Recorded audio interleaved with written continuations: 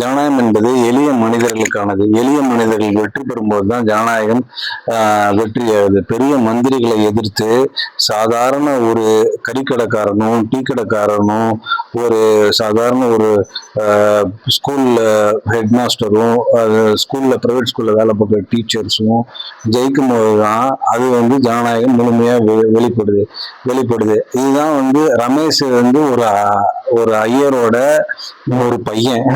அவங்க அம்மா சமயக்காரன் வேலைக்கு போறவங்க. அவன் இன்னைக்கு மந்திரியா இருக்கான்னா எளிய மனிதர்கள் அதிகாரத்தை நோக்கி வரணும். இப்ப 60 வருஷமா அரசியல்ங்கிறது என்னன்னா, அதாவது பெரிய பணம் படைச்சவன், பெரிய ஜாதிய பின்புலம் உள்ளவன், கஞ்சா வைக்கிறவன், ரவுடித்தனம் பண்றவன், கட்ட பஞ்சாயத்து பண்றவன், கல்வி தந்தைகள், இவர்களுக்கு அரசியல் ஒரு சாக்கடைன்னு சொல்லி எல்லாரும் ஒதுங்கி போயிட்டு இருக்காங்க. இந்த டிவிக்கே வந்ததுக்கு அப்புறம் பெண்களும் குழந்தைகளும் கூட அரசியல் பேசுறாங்க.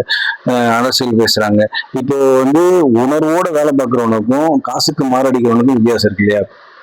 டிஎம்கேல இருக்கவன் எல்லாமே கோழி பிரியாணிக்காக வேலை பார்க்குற ஒரு ஒரு புறம்போக்கு நாய்ங்க. இவனுங்க ஒரு கம்பெனில வேலை பார்த்துட்டானுங்க, லீவு போட்டு 1 மாசம் லீவை போட்டு வேலை பார்த்து ஜெயிக்க வச்சுட்டு அவன் வேலைக்கு போயிடுறாங்க. அவங்களுக்கு கட்சியில ஐடிவிங்க இருக்கலாம். இந்த டிவிக்கு கட்சியே ஐடிவிங்க இருக்கு. 200 ரூபாய் காசுக்காக ட்விட்டு போடுற ஒருத்தனுக்கும் உணர்வோடு வேலை பார்க்கிற ஒருத்தனுக்கும் வித்தியாசம் இருக்கு இல்லையா? இது எளிய பிள்ளைகள் அதிகாரத்தை அதாவது தண்ணி பாக்கெட் வாங்கி கொடுக்க முடியாதவன், டீ வாங்கி கொடுக்க முடியாத சபார்டினேட்டுக்கு வர்ற கேடருக்கு டீ வாங்கி கூட கொடுக்க முடியாத ஒருத்தங்க தான் கேண்டிடேட் நின்று எம்எல்ஏ ஆகி ஜெயிச்சிருக்காங்க.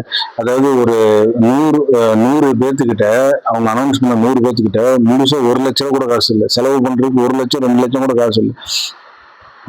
விஜய்ங்கிற ஒற்றை முகத்துக்காக வெற்றி பெற்றிருக்காங்க. அவ்வளவுதான்.